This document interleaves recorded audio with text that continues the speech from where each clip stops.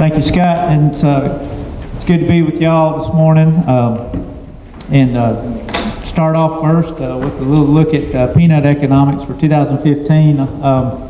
This week was the annual crop production summary was released on Monday, and they raised the U.S. planted acres on peanuts a little bit to 1.354 million acres in the U.S., and they raised Georgia a little. I need to update that overall use. They did adjust that up a little bit. My thoughts were that exports have remained strong and good. As Donald just said, we are competitive and a low-cost producer now of peanuts in the world, and that's helping our exports, even without China buying peanuts like they did a couple years ago. And we've got strong indications that peanut butter use is growing too in the first 4 months of the marketing year. So those are some encouraging things in the peanut market. Planted acres wise, you can see basically the chart here showing U.S. and Southeast and the VC region and Southwest, and particularly the Southeast, Georgia, Alabama, and Florida really drive the direction of acres planted in the U.S. And you know that's largely the runner type. But we're looking at 2015, this coming year. I guess the question is, and I need to update that to 3.5, but where we will be in 2015 as far as total acres planted. And you know, I think will it be somewhere between 2009, where we had, 2008, where we had 1.34, or maybe 2012, 1.638. So, you know, that's kind of what we're looking at as far as peanuts go, and that's going to come largely from the Southeast region, and particularly what Georgia does. And as I said, Georgia at 600,000 last year. If you compare the high year in recent history, 735, 750 in 2005, and so we could be back up over that 700 in 2015. And we have Florida and Alabama at 175,000 acres each last year. As far as production use compared to use and carryover, and these are updated numbers this week in terms of supply and demand numbers being released yesterday. And basically 2014 we're looking at a balanced year as far as production and use goes. You know, pretty much our production at 2.6 million tons, and we're looking at use probably ending up at 2.6 million tons. So not a big change in carryover. Right now it's showing a little bit over about 980,000 tons carryover. And so that's not a big difference between what we carried over back August 1 of 2014 into this current crop marketing year. And it's probably hard to tell, but the blue is showing an increase in domestic use, food use in particular, up about 2% on those projections. Exports a little bit less than the last 2 years, but still seeing a strong exports. And then crush and seed and residual. And so by the end of the marketing year, I think we're going to be at 2.6, maybe even a little bit higher than that on total use in peanuts. And one of the reasons is we're looking at some pretty good indications as far as the first 4 months of shelled edible use in the peanut stocks processing report, and that's being driven mainly by peanut butter.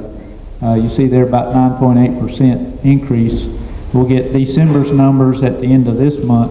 December may not show a strong increase because of the holidays and so forth, but the total increase at 5.4%. So that tells me if we continue that trend, we'll probably see domestic use numbers continue to increase a little bit as far as what USDA's projecting. And then on exports, like I said, we're a low-cost producer now in the world, competitive, and everybody wants U.S. quality because our peanuts are high quality in terms of what is sold in the export market. And so, even though these China purchases from 2012 and 13 aren't in 14, we're exporting more peanuts to Mexico and Canada and European Union. And so that number was actually increased a little bit in yesterday's report there. So that's an encouraging area too. But looking at 2015 and trying to project what we might see as far as production and total use, these are the last three marketing years, 2012, 13, and 14. And if we carry over that 979 into 15, and that's basically a low, what I might consider a low production estimate, a mid forecast, and a high production forecast scenarios. And so if we increased acres by 10% in the U.S. In 2015, that'd be harvest acres of about 1.44 million. And if I used a trend line yield in U.S. peanut yields, 3,850 pounds, then that'd be about 2.8 million ton production. So about 200,000 tons more than last year. Increased use in the 15 crop, another 2.3%, just kind of a consistent growth. Then that would increase our carryover by about 200,000 tons. We'd again be pretty close to, we wouldn't be balanced, but we still wouldn't be a burdensome level of carryover. Still a lot of peanuts in the market.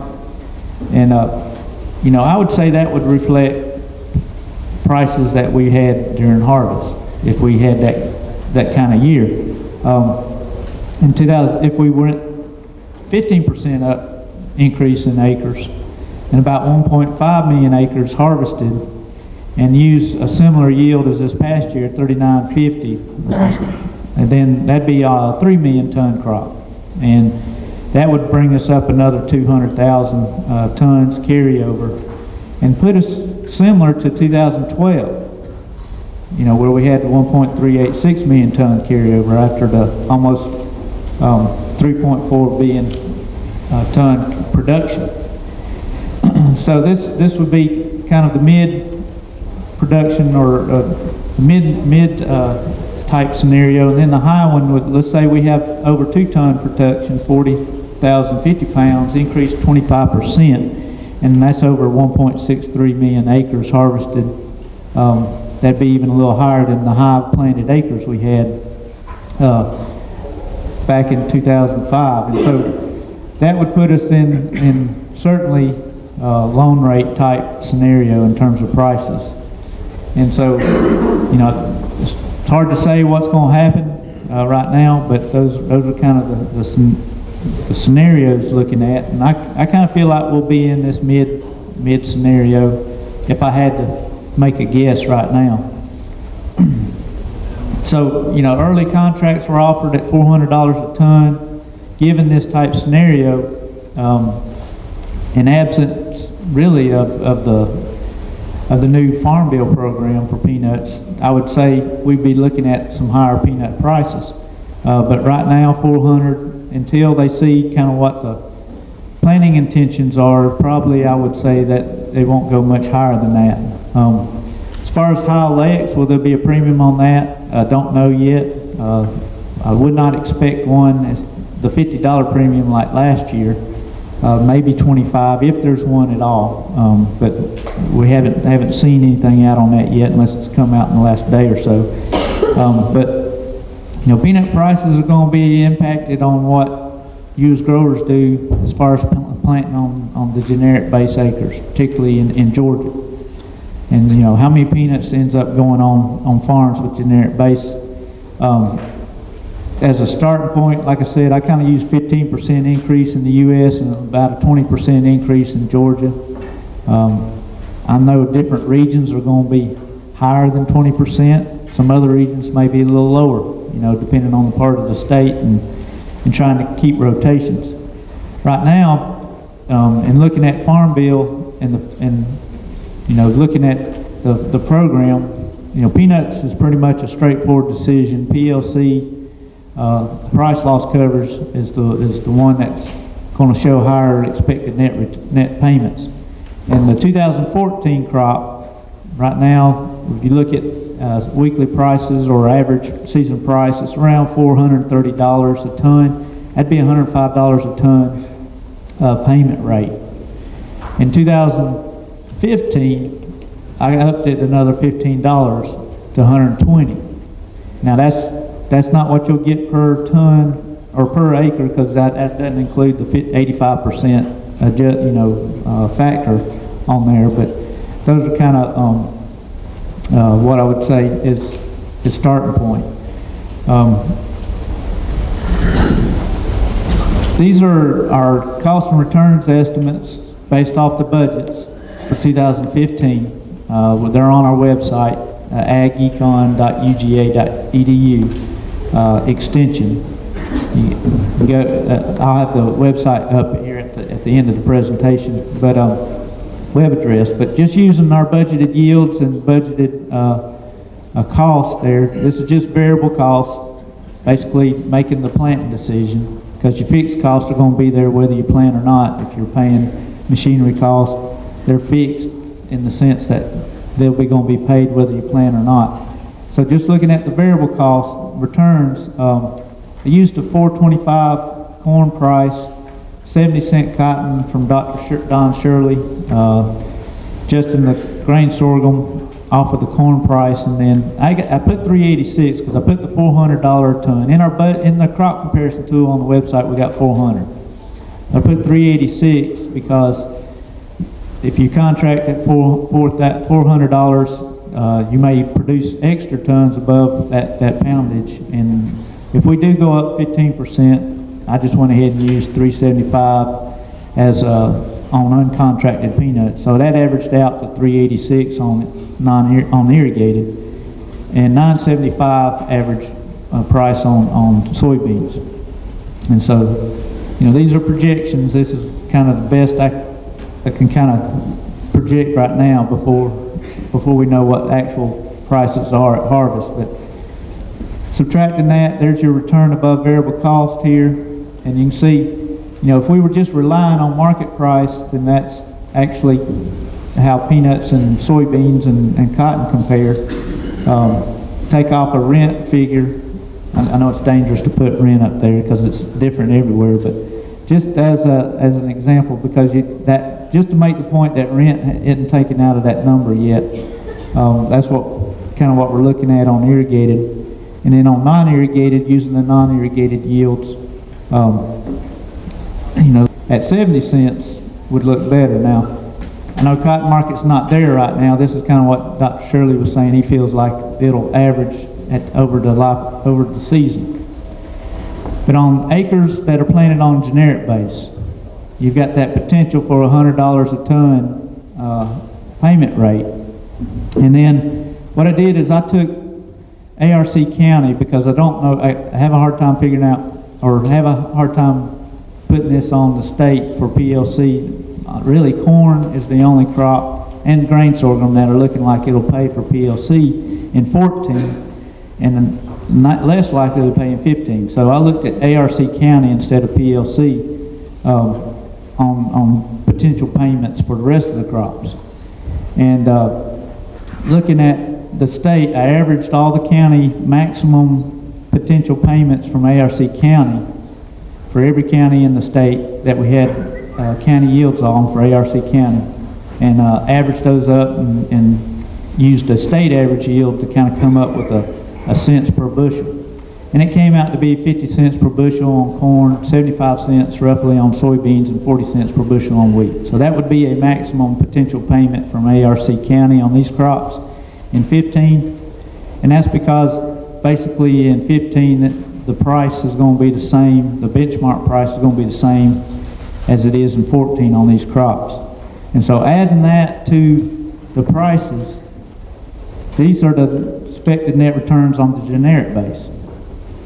And so as Don Shirley says, the cotton base is still valuable in this farm bill now called generic base. It gives you flexibility to plant these covered commodities on there.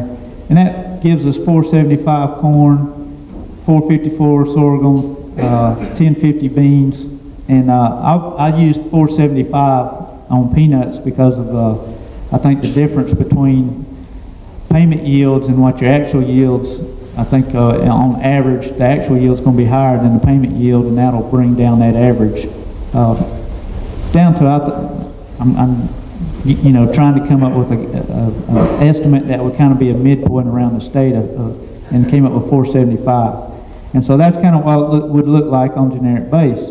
And so, you know, I think that tells us we'll have some more peanuts planted, probably some more soybeans on some irrigated, and then cotton, and with corn. Now corn, if you got down the southwest corner, you might could add another 50 cents on that based on your higher basis, and even add a little bit bushels there, and that would bring you back up to probably close to where soybeans are, or maybe a little higher. So these are our acreage projections right now. Probably with corn dropping in the state, I feel like corn producers will get, when we get down to 325 now to 300,000, I think these are your guys who have corn in their rotation and are going to keep it in their rotation.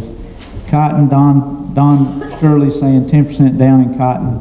I'm up over 20% in soybeans, and then I raised grain sorghum. I probably should keep it at 45,000, but and then 325 on soybeans. J. Michael is saying down about 20% in tobacco, and our wheat seedings report showed us up actually to 320, but I think that's cover crop due to the lack of rye seed out there. So I think a lot of that is planted cover crop that's in that figure. So it's probably going to be a theme, but with the incentive to plant a lot more peanuts, just want to encourage you not to overplant, because that'll push prices down to where your payment limit's going to come a lot quicker on a fewer acres. And so you got to keep that in mind. You know, if 125,000, if you hit that, let's say 3,800 pound yield, average payment yield, that's about 550 acres that you'll hit the payment yield, or the payment limit of 125,000. So if prices go down and that payment keeps going up, that's going to lower the acres. So you want to keep that in mind too, how many acres you plant before you hit that limit.